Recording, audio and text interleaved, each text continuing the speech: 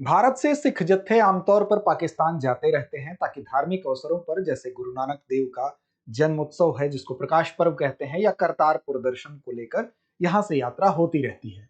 लेकिन हाल ही में लगातार दूसरी बार ऐसा हुआ है कि सिख जत्थों पर यानी कि सिख पिलग्रिम्स जो ग्रुप हैं उन पर एक तरह की अनुमति न देते हुए फिर से रोक लगी है। अब ये जत्थे क्या होते हैं? तो जत्था एक धार्मिक समूह होता है जो कि विशेष उत्सवों पर एक जगह से दूसरी जगह की धार्मिक यात्रा करता है। अब ये रोक क्या दर्शाता है? तो यह रोक दर्शाता है कि भारत और पाकिस्तान के बीच में जो कूटनीतिक तनाव है उसके लेवल को दर्शाता है। लेकिन ऐसा नहीं है कि ये रोक पहली बार लगाई गई है। इससे पहले भी अगर आप नजर डालेंगे तो 2017, 2021, 2025 में आपको रोक दिखाई देगी। अगर हम बात करें तो 2017 में रोक लगी, 2021 में रोक लगी और 2025 में भी रोक लगी थी। लेकिन हाल ही में ये लगातार दूसरी बार ऐसी घटना हुई है कि इस तरह की घटना में जो सिख धर्म के लोग भारत से पाकिस्तान जाते थे अपने धार्मिक स्थलों की यात्रा के लिए, उसको लगाया गया है। तो समझेंगे इसके विषय में और बात करेंगे थोड़ा विस्तार से। हाल ही में ये चर्चा में इसलिए आया है क्योंकि आपको पता है कि नवंबर माह में प्रकाश पर्व होता है, यानी कि गुरु नानक देव जी का जन्मोत्सव सेलिब्रेट किया जाता है और सिख धर्म के लिए एक बहुत ही महत्वपूर्ण समय होता है। अब इस रोक को लेकर थोड़ी सी मांग उठ रही है। लोगों का ये कहना है कि अगर दोनों देशों के बीच में कूटनीतिक तनाव है, दोनों देशों के बीच में अगर खेल हो सकता है तो इस धार्मिक यात्रा के लिए सब्र नहीं किया जा सकता। इसकी वजह से इसकी चर्चा हो रही है। तो हम बात करेंगे विस्तार से, इसी की वजह से यह खबर चर्चा में आई है और समझेंगे कि दोनों देशों में अगर कुछ कुछ धार्मिक स्थल हैं, क्योंकि पहले दोनों देश एक थे, आप सभी जानते हैं, तो कुछ धार्मिक स्थल ऐसे हैं जो कि पाकिस्तान में है विभाजन के बाद, कुछ भारत में है। तो वहां के कुछ लोग यहां आना चाहते हैं, यहाँ के कुछ लोग वहां जाना चाहते हैं। तो इसके लिए क्या प्रोटोकॉल बनाया गया था, क्या सिस्टम बनाया गया था जिससे कि दोनों देशों के लोगों की धार्मिक भावनाओं का भी सम्मान रखा जा सके? तो चलिए विस्तार से बात करते हैं, लेकिन सबसे पहले समझेंगे कि किस जगह की यात्रा को लेकर सवाल उठा है। तो ये यात्रा फिलहाल जिसकी बात की जा रही है वो है ननकाना साहिब की। अब ननकाना साहिब आप जानते हैं कि ये यात्रा क्यों है महत्वपूर्ण? क्योंकि ननकाना साहिब का संबंध गुरु नानक देव के जन्म स्थल के रूप में है, तो वहां से लोगों की गहरी आस्था है। इससे पहले अगर बात करें तो 2017 में महाराजा रणजीत सिंह की जब पुण्यतिथि थी तो उस समय सुरक्षा कारणों से रोक लगी थी यात्रा करने से। इसके अलावा फरवरी 2021 की अगर बात करें तो उस समय भी ननकाना साहिब में जो लोग जिनकी शहादत हुई थी, जो लोग मरे थे, 86 लोग मारे गए थे, तो उन लोगों की पुण्यतिथि थी, 100वीं वर्षगांठ थी। तो इसके तौर पर लोग वहां पर जाना चाहते थे, लेकिन उस वो समय क्या था? वो समय था कोविड-19 का समय था। तो इसलिए वहां भी और साथ-साथ सुरक्षा कारण भी थे। इसकी वजह से वहां पर भी 2021 में भी रोक लगी और अप्रैल 2025 की अगर बात करें तो पहलगाम में आतंकी हमला हुआ और उसके बाद भारत-पाक सीमा पर जो तनाव का लेवल बढ़ा, उसके बाद भारत की तरफ से ऑपरेशन सिंदूर चलाया गया और करतारपुर कॉरिडोर जो दोनों देशों के बीच में धार्मिक या जो स्थल है उनको जोड़ने के लिए एक रास्ता है, उस कॉरिडोर को भी अस्थायी रूप से क्या किया गया? बंद कर दिया गया। तो यहां पर सबसे पहले बात करेंगे हम, ननकाना साहिब को लेकर बात उठी है। तो ये पंजाब प्रांत जो है पाकिस्तान में स्थित है, वहां पर उसकी स्थिति है। और ननकाना साहिब जहां पर यह माना जाता है कि गुरु नानक देव जी का जन्म हुआ था, कब हुआ था? तो 1469 में यहां पर जन्म हुआ था, इसलिए ये जाना जाता है जन्म स्थान के रूप में। इसका नाम तलवंडी भी है, तो याद रखिएगा इसको। राय भोई दी तलवंडी भी कहा जाता है। क्या कहा जाता है? राय भोई दी तलवंडी। अब राय भोई दी तलवंडी क्यों कहा जाता है? तो राय भोई दी तलवंडी कहा जाता है, नहीं कहा जाता था। दरअसल इसकी अगर हम बात करें तो राय भोई जो थे उन्होंने ही तलवंडी की स्थापना की थी, उसके संस्थापक के तौर पे जाने जाते थे। तो पहले इसको राय भोई दी तलवंडी कहा जाता था, लेकिन इन्हीं के पोते थे राय भुल्लर, उन्होंने गुरु नानक देव जी के सम्मान में इसका नाम बदलकर क्या कर दिया? ननकाना साहिब कर दिया। तो याद रखिएगा कि यहां पर ननकाना साहिब उसका नाम बाद में पड़ा है, पहले इसको राय भोई दी तलवंडी कहा जाता था। अब यहां पर गुरु नानक देव जी के जन्म स्थान होने के साथ साथ यहां पर जिस स्थान पर उनका जन्म हुआ उस स्थान पर गुरुद्वारा भी बना है। तो हम कह सकते हैं कि यहां पर गुरु नानक देव जी से संबंधित वो तमाम ऐसी जगहें हैं जो इनसे डायरेक्ट संबंधित रही हैं, जिसकी वजह से इसकी धार्मिक महत्ता बहुत ज्यादा है। अब यहां पर महाराजा रणजीत सिंह जो थे वो 1818 और 19 में मुल्तान विजय करके जब लौट रहे थे तो उन्होंने मुल्तान की लड़ाई से लौटते समय ननकाना साहिब की यात्रा की और वहां पर जो जन्म स्थान था वहां पर इस ननकाना साहिब को, उस जन्म स्थान पर जो ननकाना साहिब है उसको बनाया था, संस्थापक के तौर पर देखा जाता है। तो इसलिए उस जगह पर जिस स्थल का निर्माण कराया वो भी एक इंपॉर्टेंट चीज है।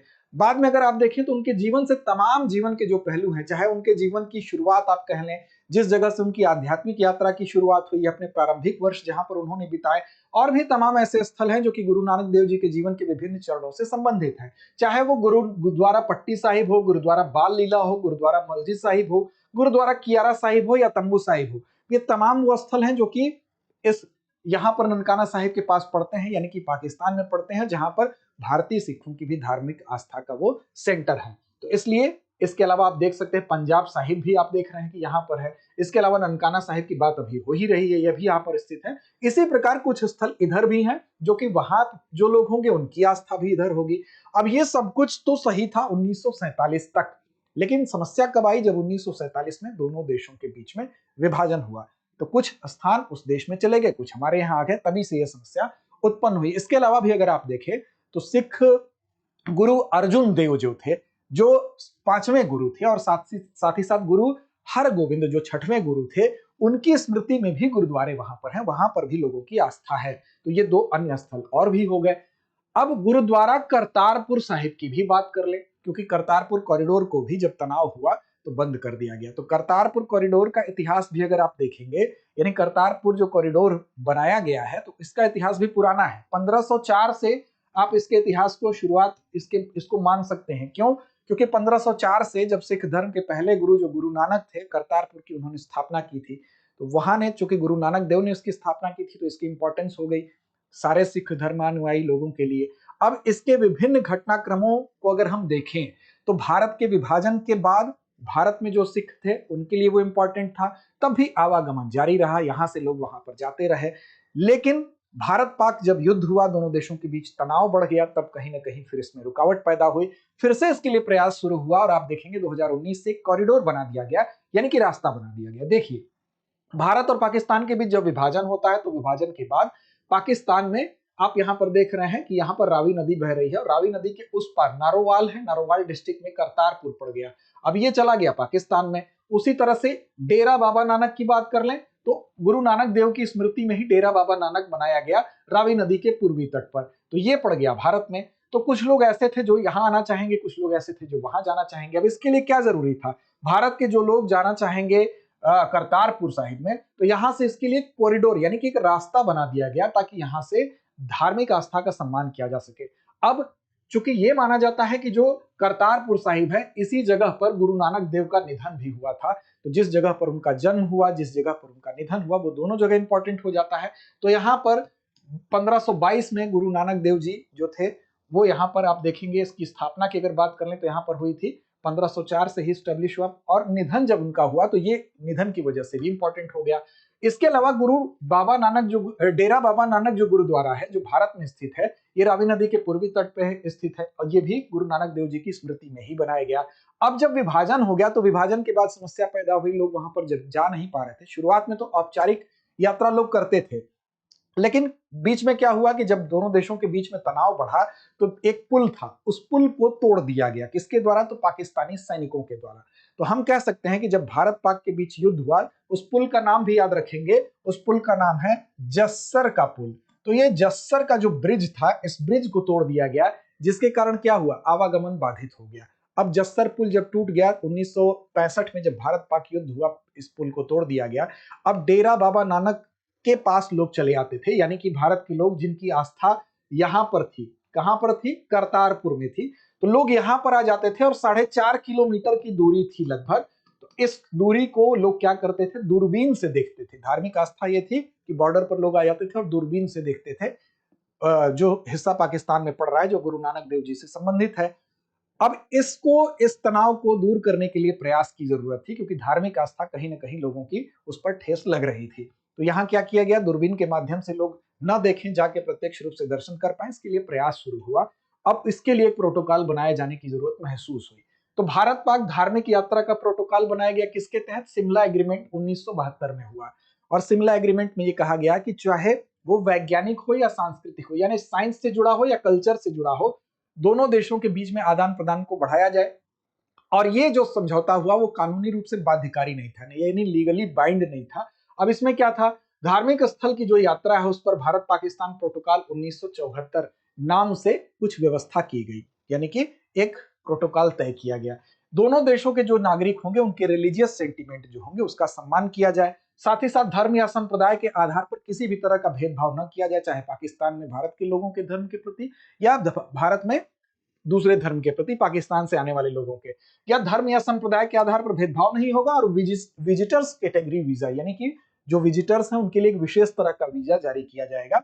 और पाकिस्तान और भारत में चिन्हित जो भी धार्मिक स्थल हैं, यानी कि जो धार्मिक स्थल पाकिस्तान में पड़ेंगे, जो भारत में पड़ेंगे, चिन्हित होंगे, उनके यात्राओं की अनुमति दी जाएगी। इसके लिए विजिटर्स कैटेगरी वीजा भी जारी किया जाएगा। लेकिन ध्यान रखिएगा, ये जो जितने भी इसमें प्रोविजंस आपको बताए जा रहे हैं ये बाध्यकारी नहीं थे, यानी कि इनका स्थगन हो सकता है जब दोनों देशों के बीच में कूटनीतिक तनाव अपने चरम पर पहुंचेगा, उस पर डिपेंड करेगा।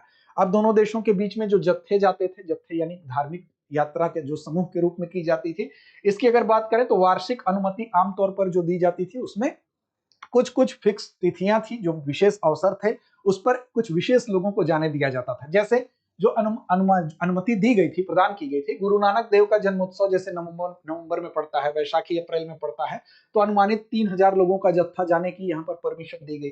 गुरु अर्जुन देव की शहादत 16 जून में थी, तो इसमें 1000 लोगों के जत्थे को अनुमति दी गई। इसी तरह से महाराजा रणजीत सिंह की पुण्यतिथि है, तो इसमें 500 लोगों के जत्थे को अनुमति दी गई। अब इसमें जो अहम भूमिका निभाता था वो कौन निभाता था, तो SGPC यानी कि शिरोमणि गुरुद्वारा प्रबंध कमेटी और अन्य सिख समूह मिलकर इस प्रक्रिया में मदद करते थे। कभी कभी इससे ज्यादा भी संख्या हुई है, लगभग 6500 लोग यहां से वहां पर गए हैं।